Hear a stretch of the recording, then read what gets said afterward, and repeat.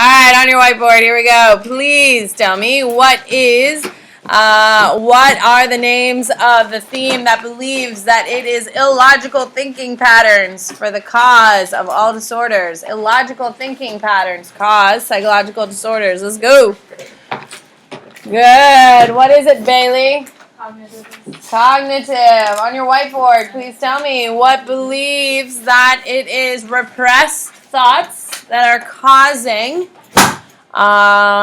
disorders. Repressed thoughts. Good. What is it? Rochelle? Psychoanalytic, psychodynamic. On your whiteboard, please tell me what believes when a host loses their understanding of their surroundings and who they are. When they come out of it, they don't know where they are because they lost themselves in what was happening. Good. What is it, Brogan? Fuge. On your whiteboard, please tell me what is the name of the first case of multiple personalities that came out to be incredibly false. What's the name of the chick? Good. Kayla. Sybil. It's apparently like a pretty popular movie. It's on Netflix. Yeah, I wouldn't waste your time on it. I'll tell you good ones. That's not a good one. On your whiteboard, please tell me what is it called when an episode occurs? A host has very little idea about what is going on, but they're aware that they exist. Like my girl Helen knows she has 6 other personalities, but she doesn't really know what Adam's up to. Good, Hunter. Dissociative amnesia. What is the formal phrase for multiple personality disorder? So much hostility on a Monday. Maybe it's because you're wearing heels. If you're wearing flats, you could be like more comfortable and less hostile. Flats hurt my knees. Oh my God. What is it, Josh? Dissociative personality disorder. Or identity, whatever. I got distracted by Ellie. Alright, here we go. So, we started getting started. We started getting to mood disorders. So, alright, so mood disorders are disorders in which mood is severely disturbed. You either have a high effect or a low effect. I have a high effect. Who do we say has a low effect? Marie has a low effect. Nina, you have a high effect. Oh, wait. You have a high effect. You can't stop smiling. Yeah, but, yeah. Do you have a large range of emotions or a small range? Small range. I think you'd be more towards the middle. Bad, right? Yeah. Like, I'm never mad or sad. Oh my God. Oh my God. All right, we're done with you. All right, so your first one is dysthymia. Did we get to here? Yeah. Okay, so dysthymia is moderate depression that lasts for 2 years or more and is typical reaction to some sort of external stressor. This would be depression caused by divorce, whether it's the actual parents or the kids. If you have a depression caused by a single event, it's called dysthymia. It is one of the most common types of depression. You will experience dysthymia or cyclomethea at some point in your life because 75% of us will. Okay? So, cyclomethea is a disorder that consists of mood swings from moderate depression to hypomania and lasts for 2 years or more. Dysthymia is the most common of your mood disorders. Okay? So, cyclomethea is a disorder that consists of mood swings from moderate depression to hypomania and lasts for 2 years or more. You are not bipolar. However, you have some bipolar symptoms, which is hypomania.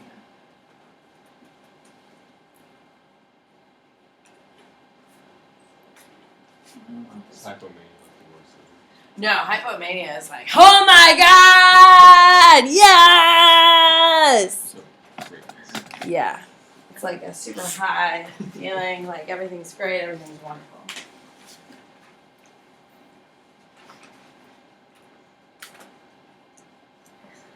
These are people, typically most people go through cyclomethea in college or in your first years out of school.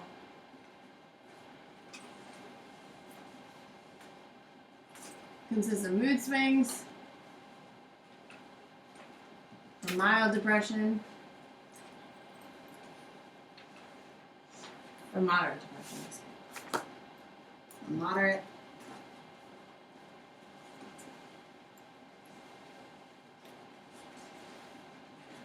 to hypomania. Okay, so what this looks like is, okay, when you get to college, college is going to be a huge transition for you. And a lot of people go in thinking it's going to be like a party all the time. Like you're just going to be surrounded by people and it's going to be like, oh my god, so great. You're going to spend a lot of time alone. And if you don't want to see people, you really won't see people. Like if you wanted to just kind of crawl into your own little world and stay in your own little world, your mama ain't coming for you unless she's going to make that 4-hour drive to come see you. Does that make sense? So like a lot of people when they get to college, it's like a huge transition for everyone. Some people deal with it really well and like thrive. They throw themselves into a ton of stuff and they kind of do really well whether they're happy or not. They're busy. And then some of us are going to completely shut down and remove ourselves from any social activity. Most of us are going to kind of do okay. When you're in your dorm room after like the first week and all the hype of being at college is over and you're like getting into the grind of what it looks like, there will be a couple days where you're like, holy shit. Oh my god, like this is crazy. Like you could literally be by yourself and no one will notice. Which is great, but also very isolating. Would you agree? When you get to college, you are going to be isolated. You're not going to be included in all of the conversations going on in your homes. Your family's going to move on without you. You're going to move on without your family, though, so keep that aware. You're starting to make friendships because you're not probably going to go to school with a ton of people you know. So that whole transition is going to be very, very much so alone. And some people don't deal well with it. So cyclomedia comes into it. So a lot of people go into a moderate to mild depression. After the first couple months, have you heard of Freshman 15? Some of that is because like you have full access to pizza 24 hours a day, yes. But most people, when they deal with stress, what do? Eat. And some people aren't like, and then you feel weird that you're at college and you're like, oh my god, I'm at college. This should be like the greatest like years of my life, and I'm like sad in my dorm room and I miss my family. Like there's something wrong with me. So then you start spiraling into this little hole of like sadness. Okay, so cyclomedia is very, very common because once you get going into college, you're going out and you do that, then you're in this hypomania, which is like super high excitement, and then you're back alone, and then you fall back into a moderate depression, and then you go out, and it's hypomania, like, oh my god, living life, woo! And then you're back in your room by yourself, and you're like, oh my god, what is happening? So it's pretty common.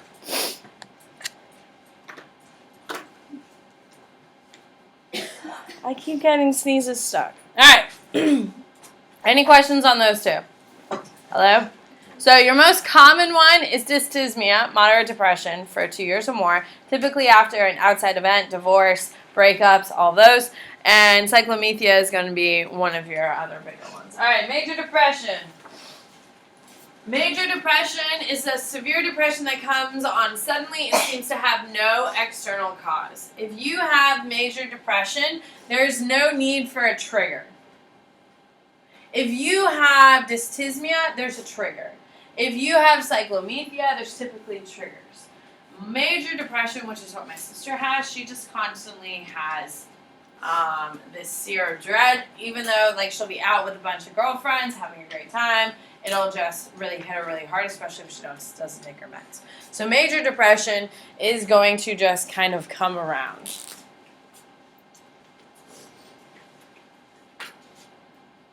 If you know someone who has depression and it's like a newer thing, like a new thing, it's going to be dysthymia.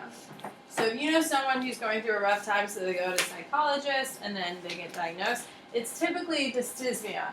If you know someone who has been on meds for a very long time, like my sister's been on meds now for over 15 years, she has major depression. It's typically by a time range. Does that make sense?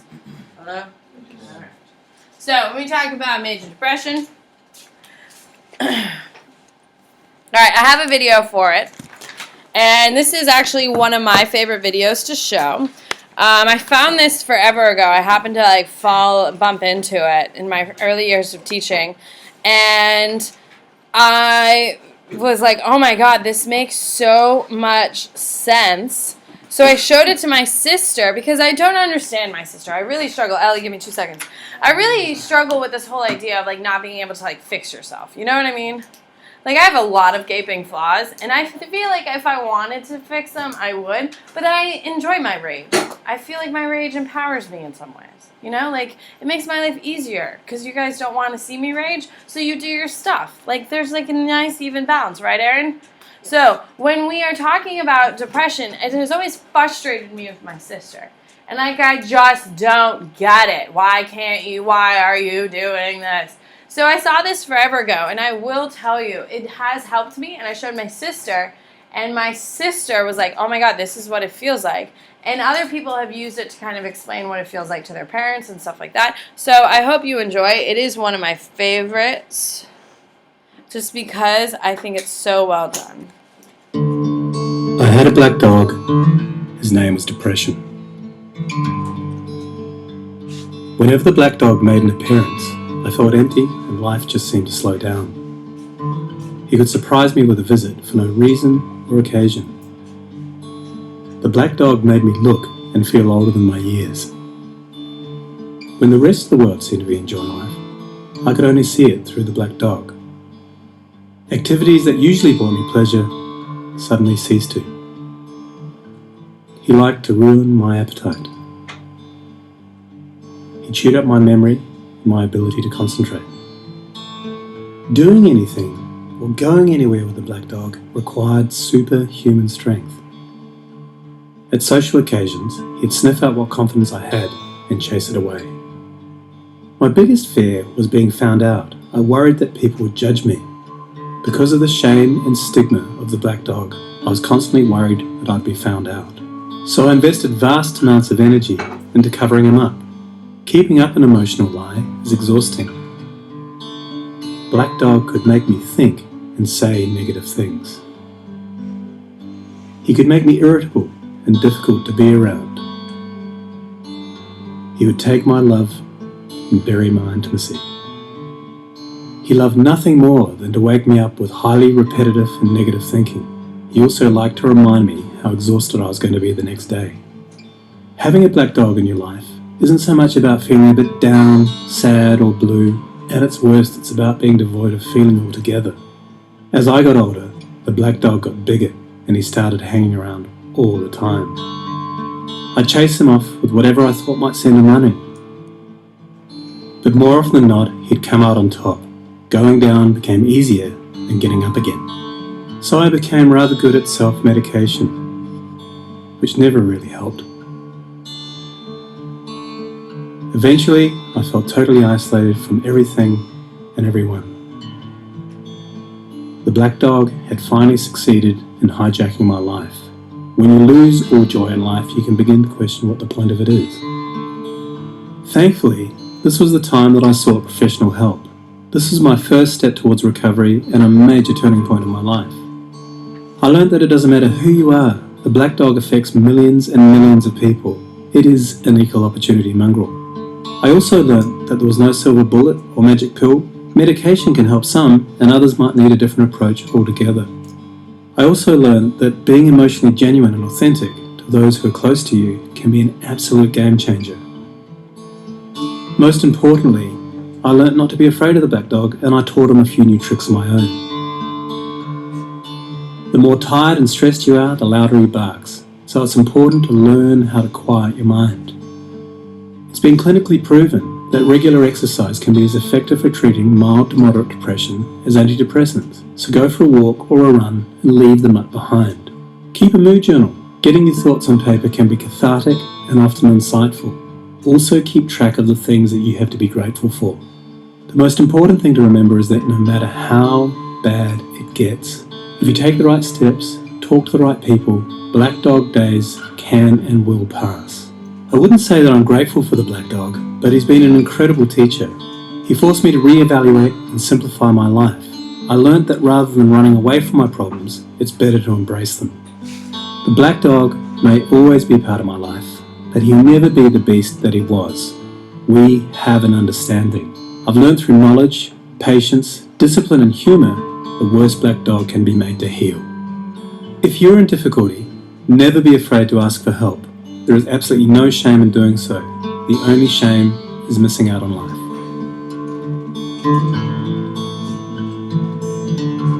Isn't that lovely?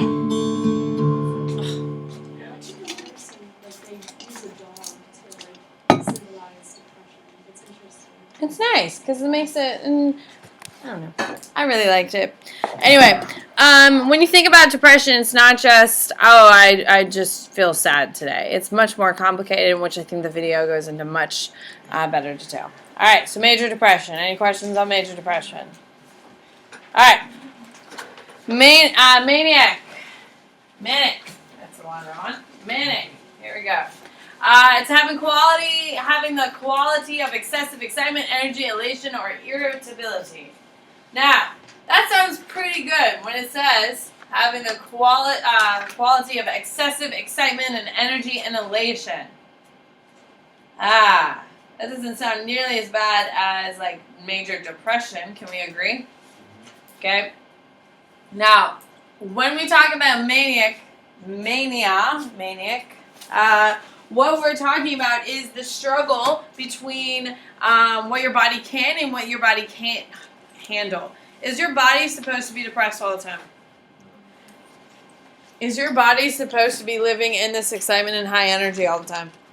No, it's going to deplete all your resources in your body. It's going to deplete all your nutrients. And people who have this disorder typically die very early deaths because of heart failure. Their heart attacks, heart failure, and all that, and other strokes, because your body just kind of breaks down. Mania is people who are up all night, up all day, and doing like projects and stuff. I think I have a video for it. Let's just go right to that. She does a really nice job explaining it. Mania.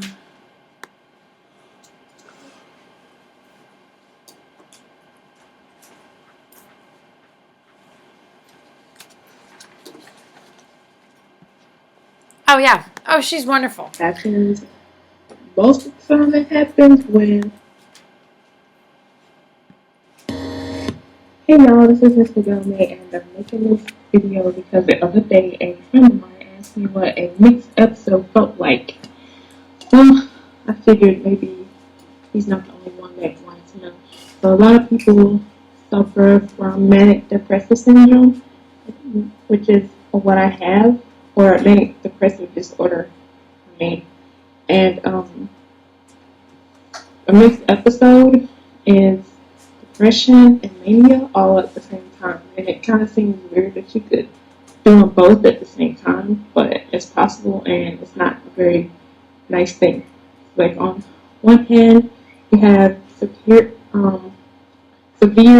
depression, where you don't want to do anything, like doesn't feel really complete, or you feel like really empty, or that no one cares about you. You don't really care about anything else. You don't care about really eating. You just sleep all the time. You pretty much feel like worthless, and you never get anything done.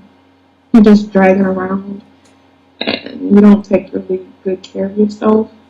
It's like you probably wouldn't even get dressed unless you absolutely had to, or you were just like forced to go somewhere.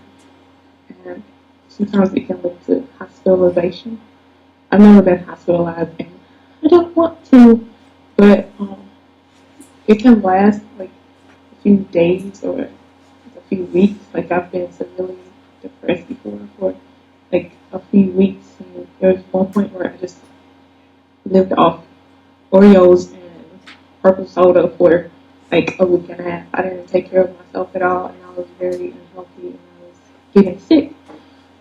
And then on the other end, there's mania, where you're just like extremely happy and excited and energetic, and sometimes people mistake it as like you're just an outgoing person, which I'm not at all, but they mistake it as being like extremely outgoing, but it feels like you feel almost superhuman. I know sometimes when I'm like that, I feel like I'm supposed to have like some type of superpower. Like if I tried hard enough, I could probably fly. That's how I feel. Or like I should be able to like read people's minds or whatever. So it's like you focus on what they're saying. It's like stupid things like that. But And I know I'll focus on one activity and just do it nonstop. It's like sometimes I can't stop what I'm doing. Like if I'm working on a craft or something, I'll work on it for like 2 or 3 days with like 2 hours of sleep and just keep going and going and going no matter how tired I get. And it's like I just can't stop doing it. Or if I decide like I'm randomly gonna bake cakes, I'll decorate cakes for a week and just give cakes away. Decorated cakes and like not even eat them, just give them away. I'll clean my house from like top to bottom like 2 times on a day and do all kind of crazy stuff and spend money that I shouldn't spend, and your sex drive goes like through the roof. So like you want to do it all the time, but it's not good. Don't run around doing it. Once you're married, you can do whatever you want. But it's like that, and you just extremely. It sounds really good, but then at the same time, it's bad because you neglect a lot of things that you should, and you take a lot of risks, and you put yourself in danger a lot of times because you're very, very impulsive. So you'll just do anything without even thinking about what could happen to you. So it's kind of bad. And it can like affect your family, and if you have kids, like I have a son, it can affect my son if I don't like get a hold of it. So, Okay, so with mania and stuff like that, what it is, it's like super hyper focus. Did you guys ever watch Project Runway? Yes. Oh my god. There was every couple of seasons they always have someone who has a manic disorder on there, and they're just super high productive. Like they just kind of come up with these crazy designs, and they will just sit there all the time and just kind of work through things. Even though they go through, I think in one of the earliest seasons, because I only watched it while I was on Bravo. There was one guy literally lost his mind at Tim Gunn. I don't know how you could be mad at Tim Gunn. He's like the nicest man. Anyway, lost his mind because Tim Gunn said we have to leave because they closed the shop and they have to leave at a certain amount of time. And the guy lost his mind and he just started raging. And then later he apologized. He's like, oh, I have mania. And, you know, it was one of those things like hyper focus. Like if I don't do it, I can, like lose my mind. Every once in a while on the news, when you hear someone who does something like incredibly stupid, like I think last year, someone in New York City jumped onto the third rail in the subways to show that they could do it. And but he jumped and did like a handstand on it. What's happening? Well, the third one is where all the electrocution is. He died. There was someone else who jumped up on top of a car and did the same thing, also died. Both manic states. The feeling of doing anything. Have a good day. What a high point. Did you like my videos today? It's not multiple personality disorder, I know.